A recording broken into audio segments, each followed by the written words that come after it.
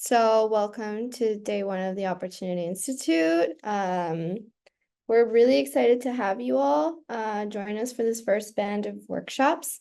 Yeah, I'm just really excited to officially launch this day one. So welcome to the session, Inclusive Practices to Support Undocumented Refugee and Displaced Students. A few reminders before we begin. Like I said a little bit earlier, add to your Zoom name your institution's name, and please remain muted throughout the session unless you're going to ask a question that will be addressed in the Q&A section at the end. But yeah, let's get started. So my name is Aranza Obscura. I'm the project coordinator at the Red House here at Georgetown University. I'm also the person heavily populating your inboxes with all things Opportunity Institute. So if you have any questions, just let me know. But today's session is going to dive into the different ways that institutions can engage with undocumented, displaced, and refugee students. There will be sharing of resources to help everyone better understand and engage these often underrepresented student communities, including institution leaders, understanding of the opportunities and challenges that undocumented and refugees students face. So I'm thrilled to introduce our wonderful speakers today. Joining us from the President's Alliance, which is an alliance of over 550 college and university leaders of public and private colleges and universities, working to support immigrant, refugee, and international students and advance forward-looking immigration policies and practices at the federal, state, and campus levels. So I'll start us off with Felicia Russell, Director of the Higher Ed Immigration Portal. She identifies as a Black DACA recipient, scholar, and practitioner. Then we have Miriam Feldblum, co-founder and executive director of the President's Alliance. She's a national expert on the intersection of immigration and higher education. So I don't want to take up more of their time, but I'm now going to throw it over to our amazing speakers. So please go ahead and take it away, Felicia and Miriam. Thank you, Aranza. Hi again, everyone. Like Aranza said, I'm Felicia Russell. I am the director of the Higher Ed Immigration Portal at the President's Alliance on Higher Education and Immigration. And like Aranza said, the President's Alliance is a group of over 550 presidents and chancellors who've come together around immigration issues that impact our students, campuses, and communities. So the Alliance works to support immigrant, undocumented, refugee and displaced, and international students and advance forward looking immigration policies at the federal level and equip partners to engage positive change at the state and campus levels.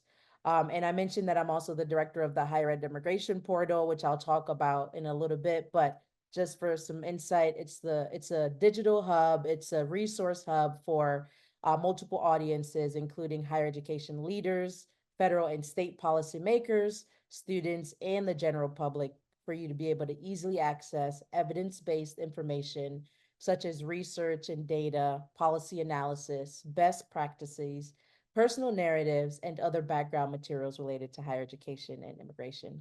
And I'll spend some time discussing the portal in a little bit. So, our agenda for today is to give you, a background about the President's Alliance, our mission and focus, then have a discussion around the barriers and effective practices to recruit, admit, and retain undocumented and refugee students. I'll then share a little bit more about the the higher ed immigration portal, and we'll also leave time for questions and discussion. I'm now going to pass it over to my colleague and executive director of the President's Alliance, Miriam Feldblum.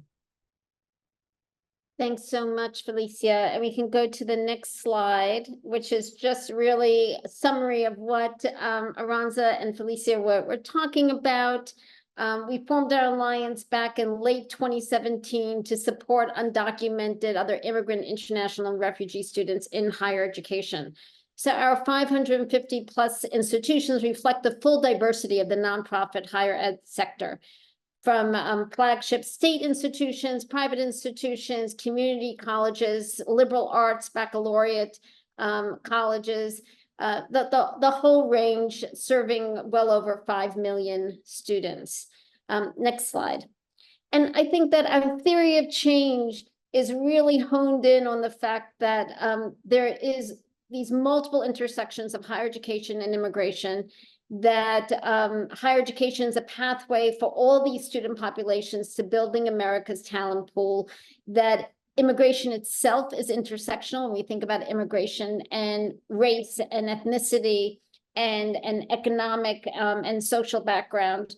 We really focus on undocumented international refugee students, but also other immigrant students and immigrant and international faculty, staff, alumni. And that we do so in a way that we are working, as Aranza said, at the campus level, the state level, the federal level, and doing so collectively. The power of the Alliance is also in all the institutions who are part of our Alliance. And I see that there are members of Penn State here, and we have lots of connections with Penn State, and of course would love and be thrilled for Penn State to join the Alliance, or OSU. We have University of Oklahoma, we have University of Tulsa, we have dozens of institutions in Pennsylvania, public and private as well. Next slide. So I want to set the context, and Felicia and I are happy to address more questions, answer more questions about the Alliance itself. But today we're really focused on two populations, especially, which is undocumented and displaced students, including displaced students who are international students. So this is actually data that is on our just kind of got updated on the higher ed immigration portal, but you're pretty much the first audience that we are sharing the new data. So this is from the census data in 2022, that right now 32% of all students in higher ed come from immigrant families. That's an increase from, if you look back at 2000, when it was only 20% of all students in higher ed were first or second generation immigrant. It's now gone up to 32%. And first generation are those who were born outside the US, and second generation are US born students with one or more immigrant parents. That first generation immigrant students include close to 50% who are non-citizens, including 408,000 undocumented students. It also includes legal permanent residents, asylees, asylum seekers, TPS holders, and others. And happy to share more about that. Importantly, for colleges and universities across the country, especially when we think about the demographic challenges that higher education has faced, is to recognize that immigrant origin students, first and second generation students, have accounted for 90% of the increase in higher education enrollment, in domestic higher education enrollment from 2000 to 2022.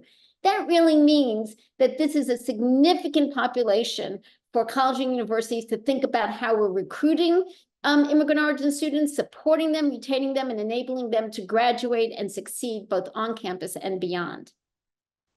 Importantly, also, 66% of all Latino students are first or second generation, 29% of all Black students in higher ed, 94% of all AAPI students, and 11% of all white students are of immigrant origin.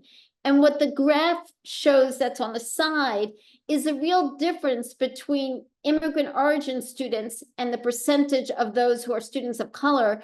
And then when you think about US born students born in the US, of parents born in the US, which we call also third generation or higher. So among immigrant origin students, 80% of those students are students of color, right? Among third generation and higher students, that's only little less than 30% are students of color. And that is kind of also reveals some of the intersectionality when we think about immigrant origin students, is also what it means in terms of supporting students. And I'll just add that this doesn't include international students, which account for another 5% or so of students enrolled, not counting those who are graduated on OPT. And those include displaced students on F1 visas. One of the things that the President's Alliance has done is a report that shows that upwards of 50,000 students actually in the US coming in through F1 visas may be part of the pool of displaced students coming from countries which really have been identified as refugee producing countries. Next slide. Yes, Felicia. And so our focus today is really what campuses can do to support those students. But I did want to just share, Felicia and I wanted to share what we also do at the federal and state level, which is we mobilize colleges and universities to defend DACA and OPT in the courts. We have a new initiative exploring legal pathways that work for non-citizen students in temporary precarious statuses, how to adjust for employment-based immigration options, including undocumented, international, and displaced students. We pursue all different types of administrative strategies to support students. We were one of those really working on whether it was OPT or DACA renewals, as well as numerous other types of administrative action. And then we're also supporting legislation in Congress, as well as inclusive policies in the states, and helping to equip members and partners to advance forward-looking and inclusive immigration policies at the state level, for example, in-state tuition, financial aid, professional occupational licensure, and so on. And then finally, what we're also doing is really thinking about what's the narrative, right? What's the messaging? What can we as colleges and universities help do to make the case about the importance of the contributions and the talent and the role of immigrant and international and refugee students, faculty, and staff. So that's to set the context. And with that, let me turn it back over to Felicia. Thanks, Miriam. So I want to spend some time just talking about the barriers and effective practices when we think about recruiting, admitting, and retaining undocumented students. So like Miriam mentioned, there are about 408,000 undocumented students in higher education. And the number of undocumented students enrolled in colleges and universities across the US have been stable since 2021, but the percentage of those with DACA or those who are DACA eligible continues to decline. And that's a result of the ongoing legal challenges to the DACA program, alongside the 2007 arrival cutoff, which also precludes new applicants from applying or qualifying for the program. And in 2021, there are about 141,000 DACA eligible students enrolled in higher education, which accounted for about 0.7% of all enrolled college students. In 2022, that number had a decline as well and dropped to 119,000 of those students. Undocumented students reflect the incredible racial and ethnic diversity of immigrants in the US, with over 15% identifying as Black, over 45% identifying as Hispanic, and 24% Asian students. So while most of the 408,000 undocumented students in higher ed do not have DACA, over 3/4 of those students also came to the US at an early age. And as you can see, the undocumented community is a heterogeneous community, right? Representing a broad range of immigrants in the US. And they're also enrolled in all types of institutions. So community colleges, private colleges and universities, large state colleges and universities as well. And they pursue a wide range of degrees. So undocumented students, they do often encounter significant challenges when it comes to pursuing higher education because of their immigrant background. Some of the barriers that undocumented students face are related to their limited access to in-state tuition and financial aid. And, as you all know, each state implements its own policies in terms of providing access to in-state tuition and financial aid to undocumented students, right? And the portal highlights this information, right? So 24 states and DC provide in-state tuition to undocumented students. And of those states, 18 we classify as comprehensive, right? So also provide access to state financial aid. Massachusetts last year passed in-state tuition for undocumented students, which brings that number to 24. And 4 states provide undocumented students with access to in-state tuition, but not all universities. 5 provide access to in-state tuition with those who have DACA, and 8 states NPR do not have known policies. 9 states actively block access to in-state tuition for undocumented students, including 3 states which prevent undocumented students from attending or enrolling in all public colleges. Undocumented students are also not eligible for certain paid internships if they don't have DACA, right? So they might not always have access to driver's license. In some states, no access to public benefits, and they also have limited access to professional and occupational licensure. Many undocumented students are also first generation college students, so they may not have some base of knowledge that some of their peers possess when it comes to, applying for college or job search or things like that. And in addition, there are legal restrictions that might limit undocumented students' college access opportunities and job opportunities. And while undocumented students face significant barriers, it is imperative that campus leaders know how to best support these students, right? So, as mentioned earlier, the Higher Ed Immigration Portal is a great place to start.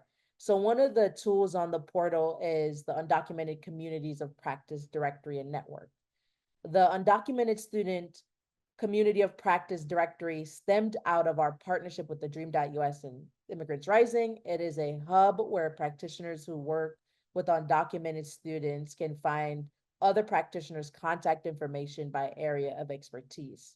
And through facilitating these connections, we hope to promote information sharing, coalition building, and best practices among practitioners at higher ed institutions across the US. And we'll share some links to some of these tools in the chat as well. Another tool that we have on the Higher Ed Immigration Portal, which is useful and beneficial for practitioners, is the Undocumented Graduate and Professional Student Resource Hub. So the Resource Hub aspires to be a comprehensive central point where campuses and students can find information on graduate and professional school access, retention, and success. It's also meant to be, a living tool, and we update it regularly to include new resources that campuses and organizations can develop. And on the hub, you can find resources to help undocumented students who are interested in learning more about how to apply to graduate school, find funding for graduate school, and learn more about other institutional specific support at certain institutions. The hub is also, focuses on holistic support, such as, we share information about social media pages and mental health resources and educational podcasts and more. And lastly, in the hub, you can find some data and research that's been done for graduate undocumented students. We also have the private institution tool on the portal. And so the private institution tool is an interactive tool that tracks admission and financial aid policies for undocumented students interested in attending a private college or university. And the cool thing about this tool is that it was inspired by a high school student who collected data from over 200 plus private institutions when he was applying to college and found it difficult and time consuming to identify what type of support each institution provided for undocumented students. And as mentioned earlier, it's estimated that over 23% of all undocumented students are enrolled in private institutions. So the tool will also eventually include more information about refugee and displaced students and other immigrant origin students.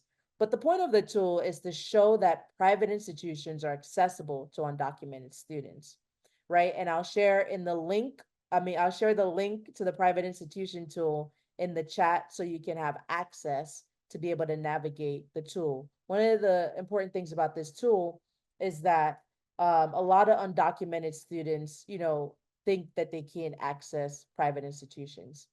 So now I'm going to pass it back to Miriam. Yep. Hi, and I may need to step away, and I apologize if I do. So, talking about admitting and retaining refugee and displaced students. Next slide. So one of the things that we know is that there's significant barriers, both for resettled refugees in the US, and especially for those displaced students who are not yet in the US, who are trying to pursue and continue their higher education. For refugees, when they were coming to the US, those who came through the US refugee admissions program, there wasn't an education pathway. And in fact, refugees coming through the traditional refugee admissions program were disincentivized to go on to higher education because the prime priority was early economic self-sufficiency. For students who may be displaced outside the country, the predominant way that displaced students are coming, as those of you in this virtual room know, is through F1 visas or humanitarian parole, predominantly F1 visas, and that is not a durable solution. And it doesn't also provide a pathway to immigration. So one of the things I want to highlight for you, and next slide, is that in 2023, through the advocacy of many campuses and organizations such as the President's Alliance, we were thrilled when the Department of State and the Biden-Harris administration announced Welcome Corps and then Welcome Corps on campus, which enables colleges and universities to sponsor refugee students. And in fact, Georgetown is one of those campuses that's in the first cohort. Students will be coming this summer for the fall 2024. And right now there is the applications are open for students who would come in 2025. What's amazing about this program, and the President's Alliance is one of those organizations that's part of the consortium to help implement the program, and you can go to the next slide, is that what's new for refugee students is that there is a way for them to be matched. We're currently having students from Kenya, refugee students residing in Kenya and refugee students residing in Syria, who have applied to be matched to institutions in the US. This is a resettlement to the US through a higher education pathway, so they get admitted simultaneously as refugees, as well as first-year undergraduates. That means they're on track to apply for legal permanent residence after year one. We just heard about undocumented students who have grown up here who don't have that opportunity. We're really glad that these refugee students have this opportunity, and just enables us to advocate even more so for undocumented students as well, and that they have kind of the support of the campus. And what's new for campuses is that there is an infrastructure to support your efforts to recruit and retain refugee students, be part of the refugee resettlement in the US. So ongoing support for sustainable campus infrastructure, and allows you to bring campus communities together. Next slide. And so what I will say is we're also looking very much at resettled refugee students in the US, as well as all the different ways in which colleges and universities can engage in the refugee resettlement process. And we're excited that both the State Department and the Department of Education are also working on these efforts with us. And one of our other opportunities, and this was through SHARE, and this is the next slide, please, to go on, is that on the Higher Ed Immigration Portal, you'll find a refugee resource hub that has all different kinds of resources for you and connections to different organizations, whether you're interested in enrolling refugee students, supporting refugee families, or all the different ways in which you can engage in refugee resettlement. And I'll turn it back over to Felicia.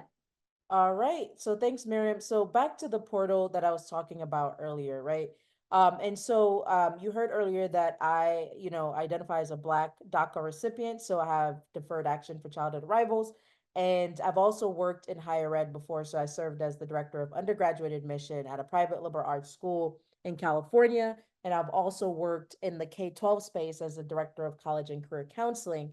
And one of the tools that I wish I had access to was the higher ed immigration portal, because it's so unique in that it gathers all of these different resources and brings a bunch of people together to identify gaps in how we continue to support undocumented students, DACA students, international students, immigrant origin, and refugee and displaced students. And if it was a tool that, you know, even with my own lived experiences and professional experiences, if I had access to this tool, I feel like I would have been better prepared and suited to support students, right? And so again, you know, the portal was launched in 2021 by the President's Alliance, and it's a digital platform, and we're going to share the link in the chat.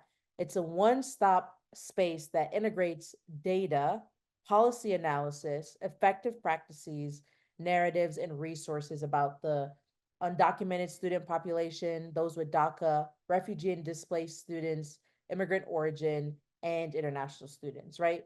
It's envisioned as a living, dynamic resource, right? And the portal's mission is to provide necessary evidence-based and factual resources to support federal immigration reform, fuel change at the state and campus levels, and build a diverse movement of partners and players advocating alongside the issues at the intersection of higher education and immigration. The portal is a necessary tool for higher education leaders, policymakers, and other stakeholders looking to, looking for information and tools to support immigrants, refugee, and international students, right? It's also an inclusive approach. We bring together over 32 plus partners who work at the intersection of higher ed and immigration as well. It's also a centralized hub of information and messaging. And so you can find resources from any one of our partners on the portal. We also include a lot of research and data findings from the President's Alliance as well. And again, I'll share some of those links in the chat a little bit later, not earlier.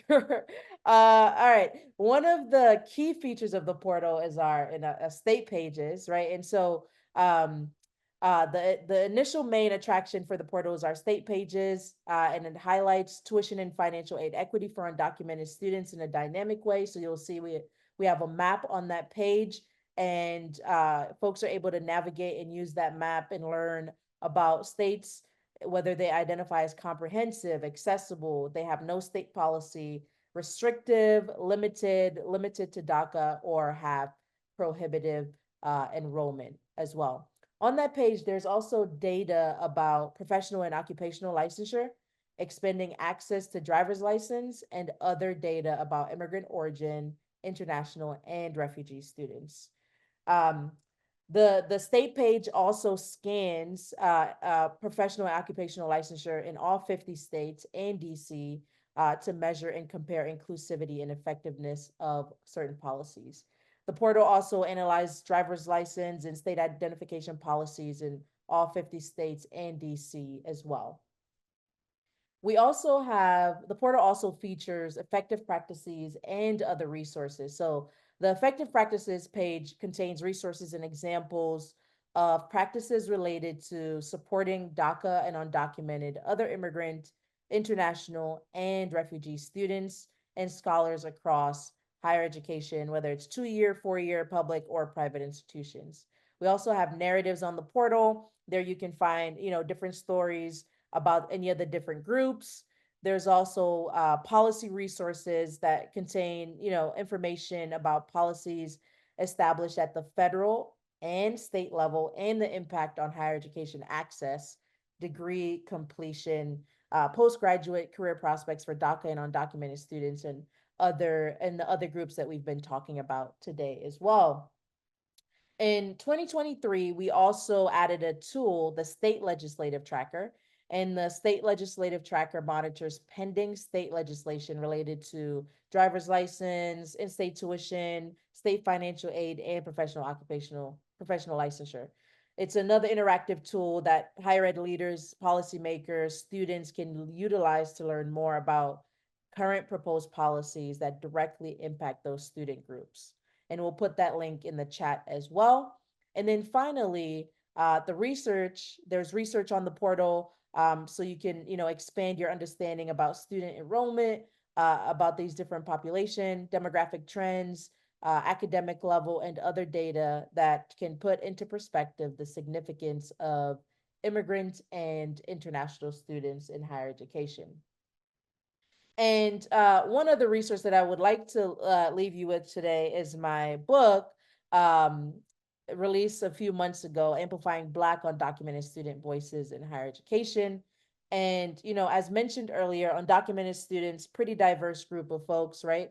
And they reflect the diversity of the immigrants in the US. And one group in particular that we don't talk about or know how to support are Black undocumented students, right? So, but as mentioned earlier, over 15% of, DACA recipients in higher ed, undocumented students are Black students, and they face additional barriers because of intersecting identities of race and immigration status. So as a Black DACA recipient myself, I wanted campus practitioners and students to understand this population. And so I released this book, and the book centers a qualitative study where I interviewed over 15 Black undocumented students navigating higher education, and also focuses on my educational journey as well. And as you all know, right, access and success within higher education for undocumented students cannot be achieved unless those implementing policies understand the full context of the community, right? So the book is a important perspective for faculty and administrators and policymakers to be able to use to learn how to better support the undocumented community. So we're gonna stop there, and we're gonna, hopefully if you have any questions, we'll take questions and answer any of your questions. And I'm also gonna put a slide up that has Miriam's contact information, my contact information, and a way for you to sign up for the President's Alliance weekly newsletter and our monthly portal newsletter. But at this time, I'll leave it open for any questions. And thanks for joining. I don't know, Miriam, if you wanted to add anything else before we go into Q&A. Sure, and I'm really interested in of course the questions and comments that you have. I do want to mention in terms of the census data that we know that there can be underreporting, but did want to say that it's not a direct self-report, right?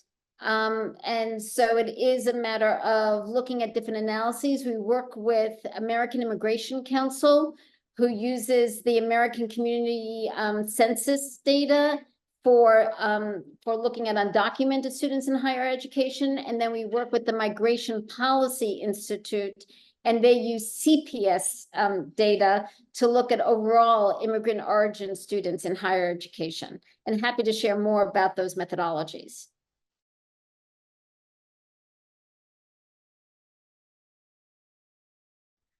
Yeah, at this time, I'm just adding my spotlight. At this time, please feel free, anyone, to unmute and ask your questions.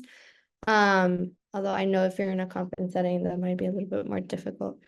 But I guess while we wait for those questions to pop into chat,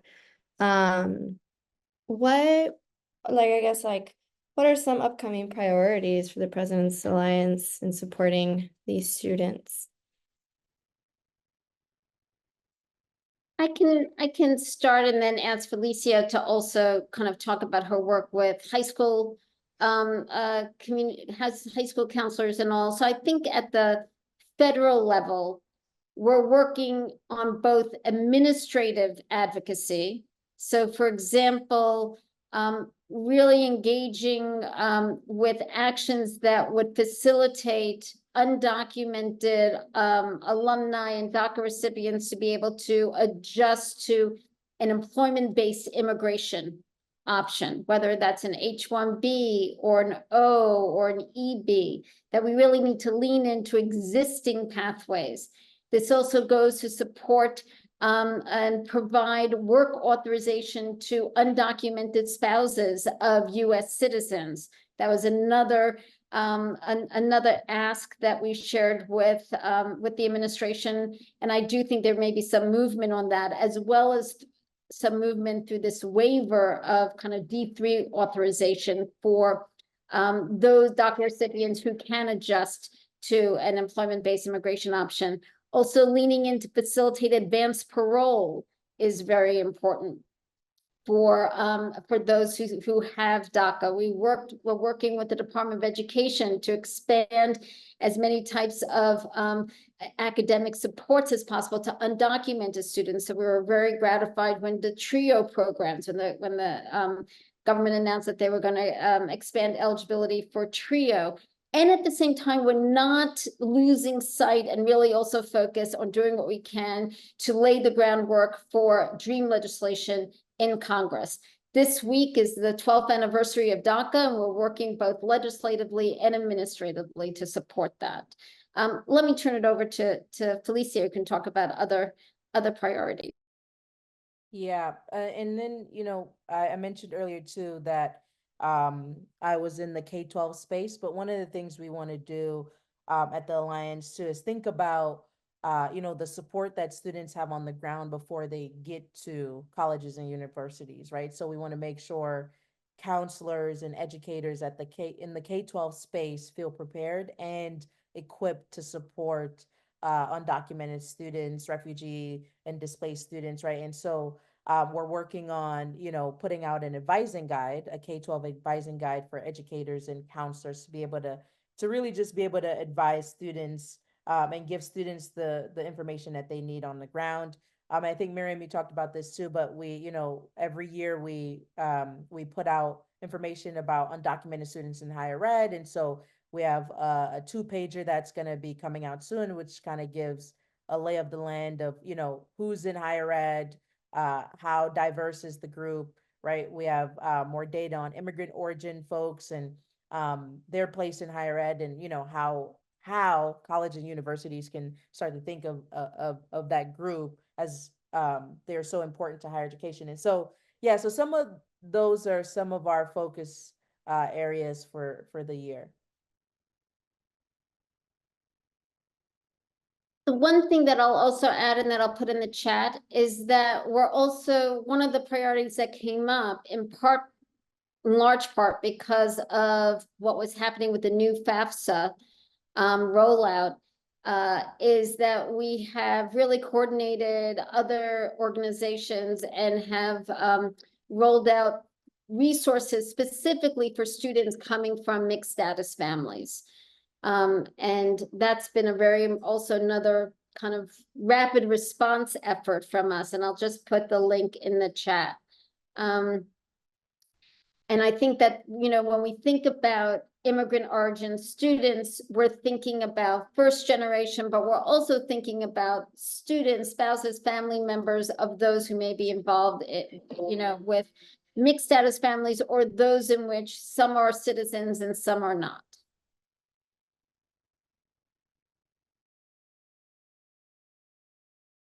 Maybe, Aranza, if I can ask, especially in this setting, just what are some of the priorities and key issues that campuses on the call are have identified or are looking to do some work in?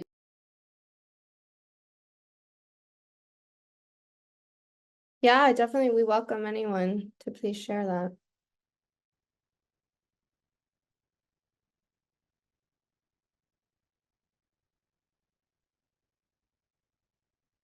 I got some folks that are a little bit shy.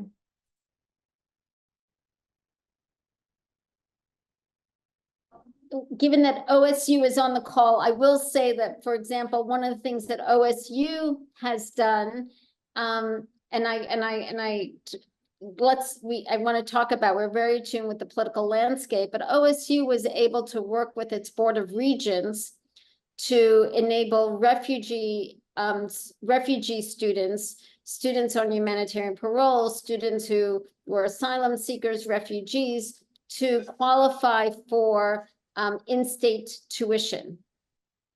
And that was something that, that was really important. Kentucky, the legislature in Kentucky passed a really great program a couple of years ago, and they just renewed it for another 10 million that also provides in-state scholarships for refugees, TPS holders, asylees, asylum seekers who are in Kentucky to go to public or private institutions in Kentucky and have not only in-state tuition, but also a financial scholarship.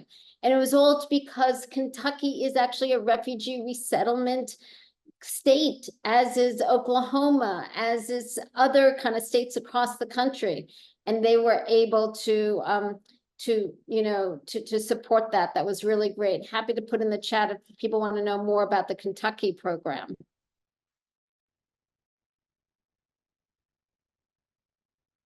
Yeah.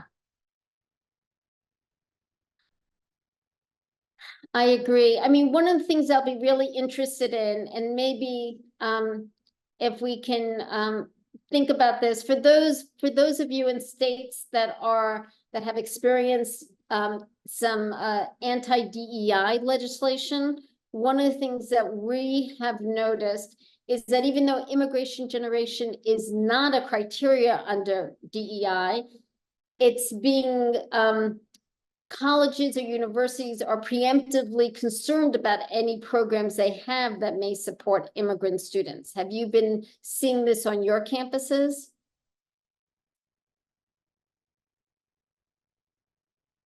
And any campuses here thinking about applying for Welcome Corps on campus? Again, I know Georgetown is involved. We're so grateful. Thank you, Mary Kate.